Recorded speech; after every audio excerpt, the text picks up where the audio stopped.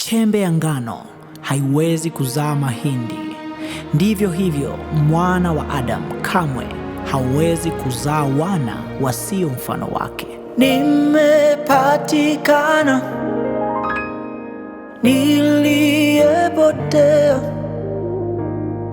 nimetakasika niliyekuwa najisi, nimependelewa,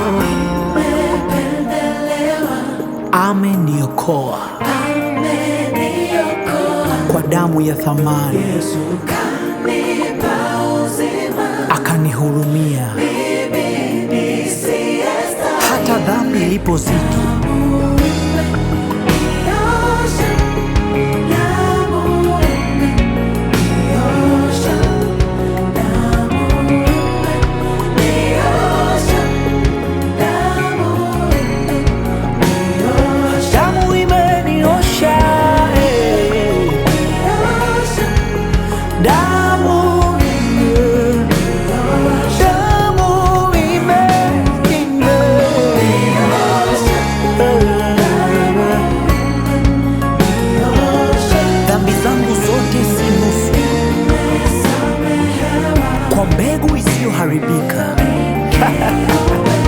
And I am free in Jesus' name.